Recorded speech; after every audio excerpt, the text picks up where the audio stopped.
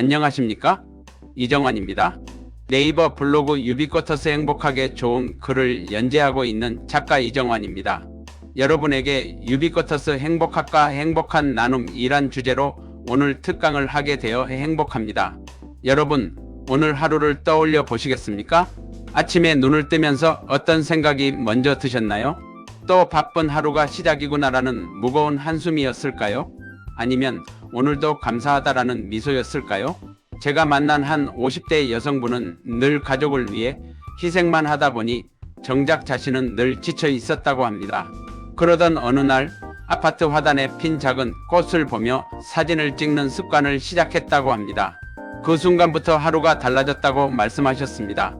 돈 한 푼 들이지 않았지만 그 습관이 그분의 마음을 환하게 밝혀주었습니다.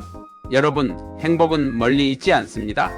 오늘 이 시간은 우리가 놓치고 있던 유비쿼터스 행복의 진실을 다시 찾는 여정입니다.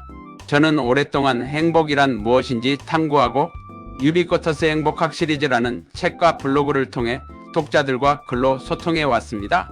얼마 전 제가 강연에서 만난 한 여성분은 이렇게 말씀하셨습니다.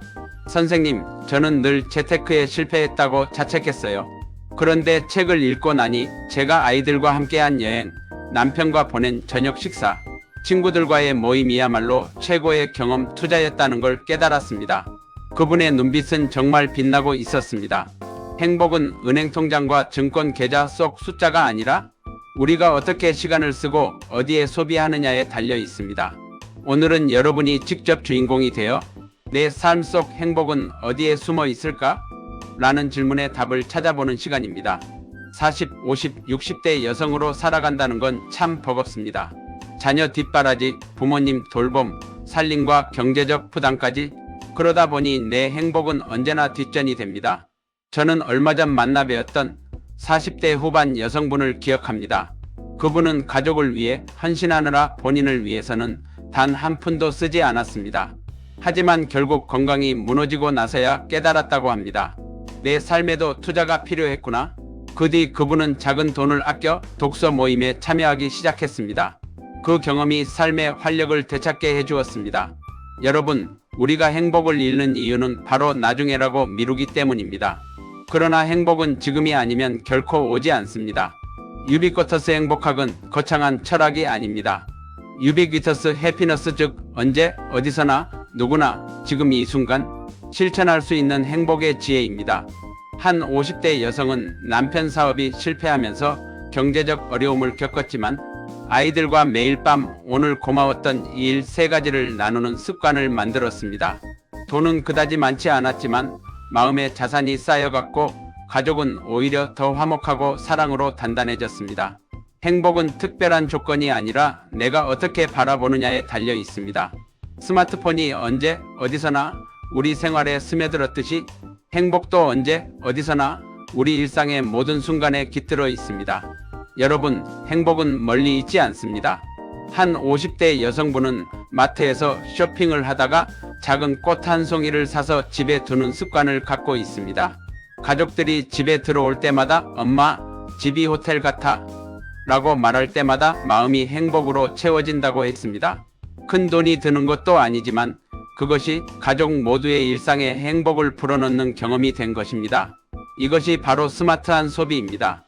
다른 사람에게 자랑하려고 구매하거나 소비하는 것이 아니라 가족의 미소와 추억을 남기는 경험에 투자하는 것, 이런 작은 선택이 삶의 품격을 높이고 가족 모두의 마음을 행복으로 가득 채워줍니다. 존경하고 사랑하는 여러분, 생각이 달라지면 삶이 달라집니다. 어떤 60대 여성은 남편의 은퇴 이후 생활비 걱정이 많았지만 주 1회 가족 영화의 날을 만들었습니다. 비싼 극장이 아니라 동네 영화관, 때로는 집 거실에서 영화를 보며 함께 웃고 이야기 나누는 시간이었습니다. 그분은 말씀하셨습니다. 여유돈과 수입은 여전히 빠듯했지만 마음은 오히려 더 풍요로워졌습니다. 여러분, 이와 같이 행복은 소통 속에서 자랍니다. 진심 어린 대화와 작은 경험의 공유가 가족을 행복으로 단단히 붙잡아줍니다.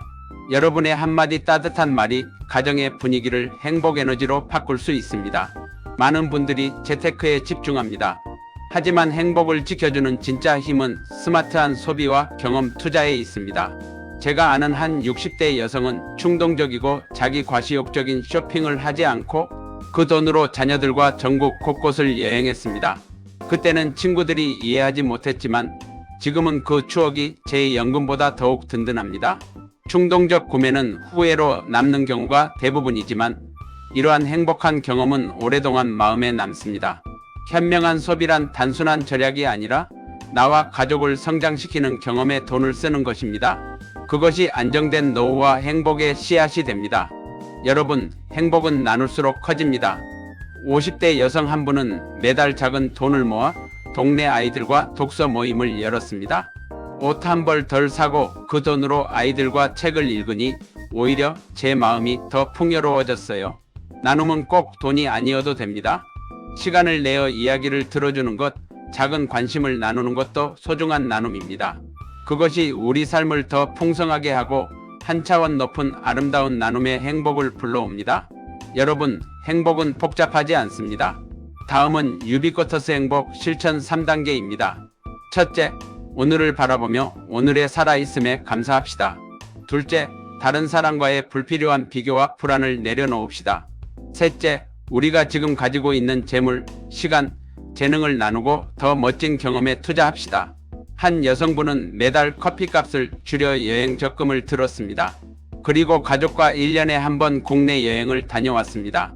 아이들이 그때 찍은 사진을 스마트폰으로 꺼내보며 행복해할 때 제 소비가 최고의 투자였다는 걸 느꼈습니다. 이와 같이 작은 습관 변화가 큰 행복을 만듭니다. 여러분도 오늘부터 이 세 가지를 실천해 보시기를 적극 권합니다.